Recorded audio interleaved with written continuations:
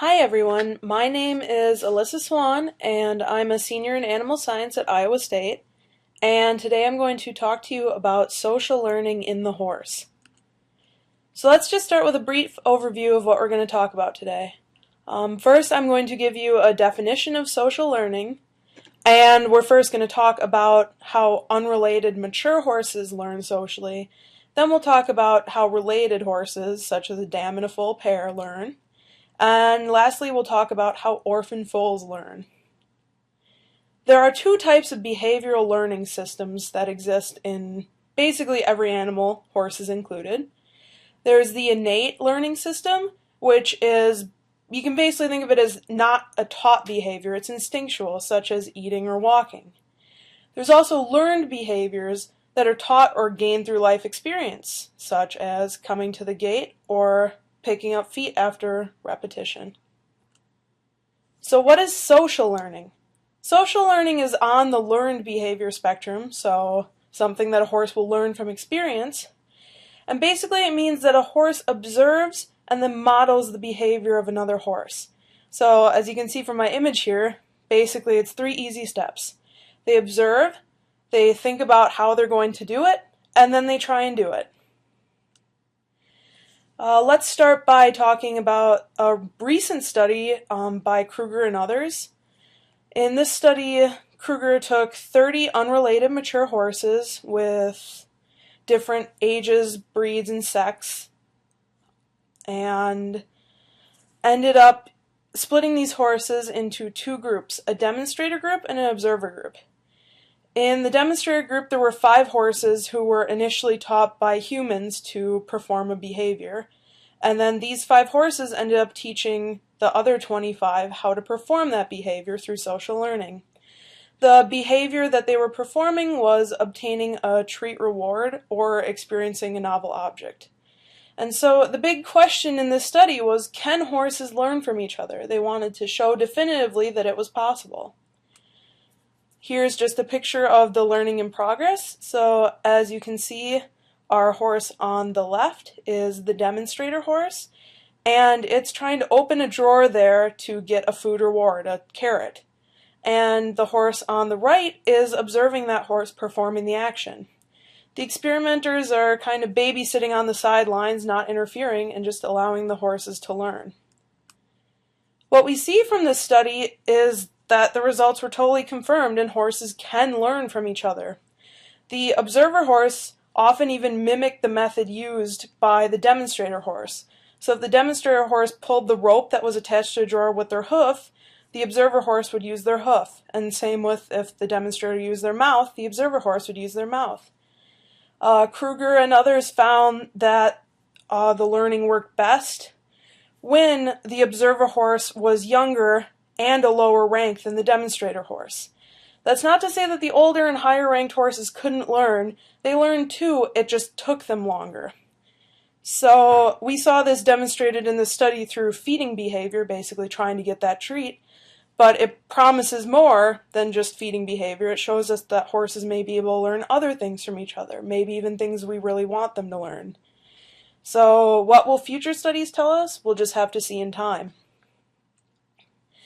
I am very interested in the dam and foal relationship, so I spent a lot of time contemplating that in social learning.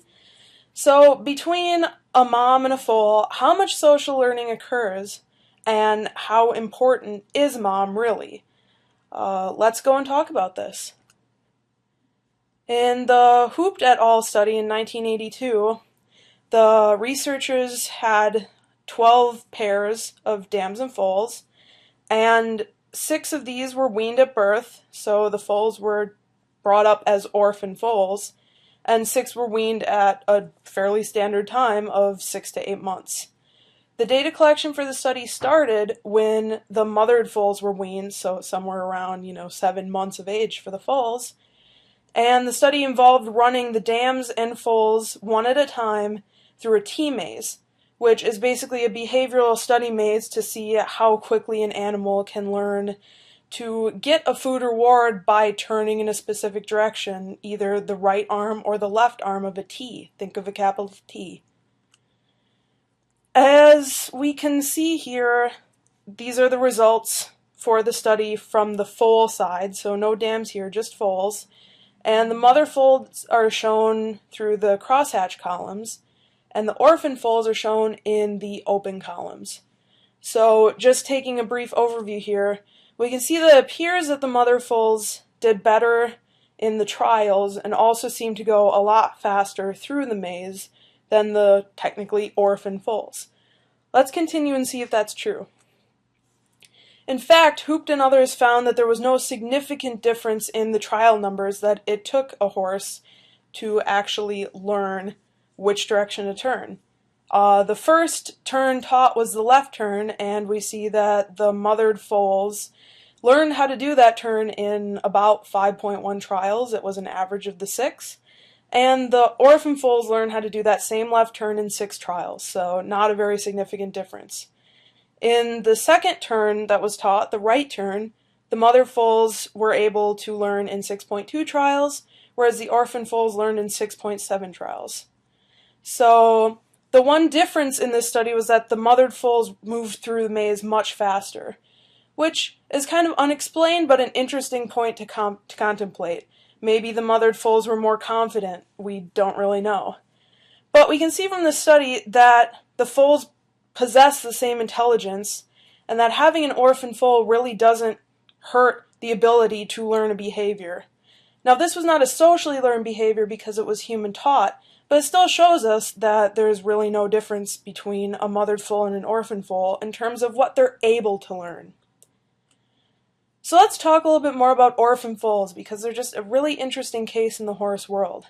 From that last study, if we see that they're just as intelligent as their mothered counterparts, why are they often so different in behavior? Well, the main answer here is social learning. Basically, social learning, the horse is learning from each other, is something that just can't be taught by humans, even if we have the correct discipline and consistency with these horses. We're not horses. We can't teach them how to be horses. So where does a horse learn that? Most often from mom, and also can be learned from the herd.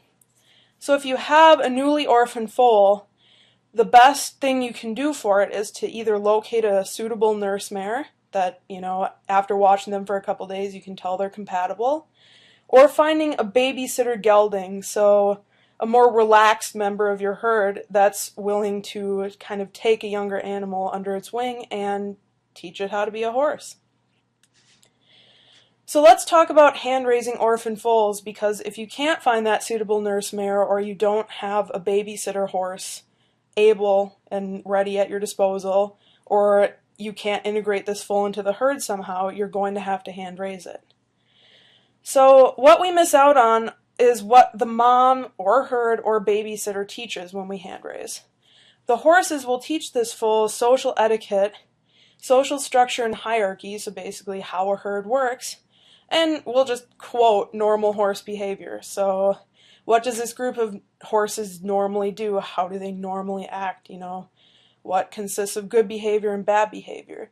And it's just something that humans can try and teach, but in the end, we can't convey to a horse how to act with other horses.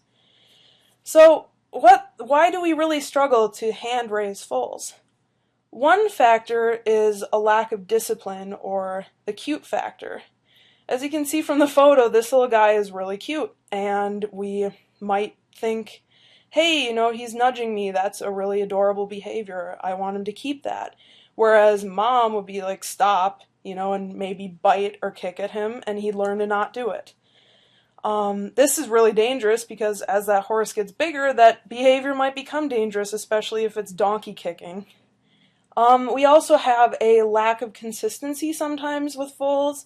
We'll punish them for a behavior at one point and not punish them at another point, and they really don't know what to do. And this kind of happens in all aspects of animal training, but it can be, again, really dangerous when this horse starts to grow up. We also make different judgment calls than a mare or a herd would. We might think a behavior is acceptable, and it's actually not, and when they would get into a herd setting, they might be punished for it.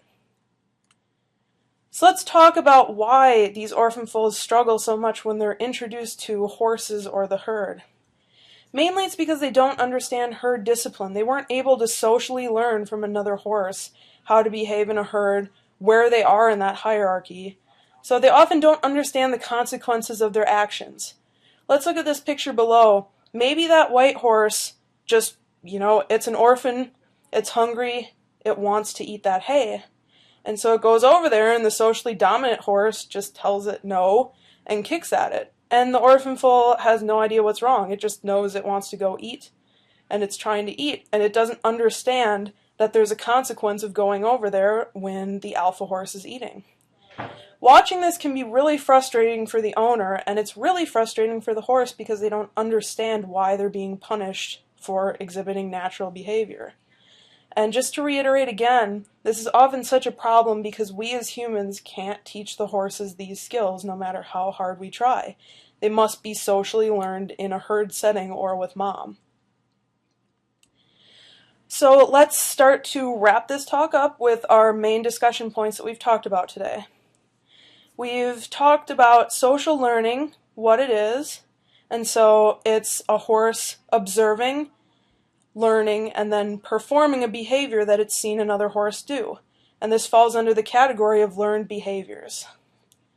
We've learned from one study that horses can and do learn from each other, and that often it's easier for a lower ranked and younger horse to learn quicker and better than an older horse or a higher ranked horse.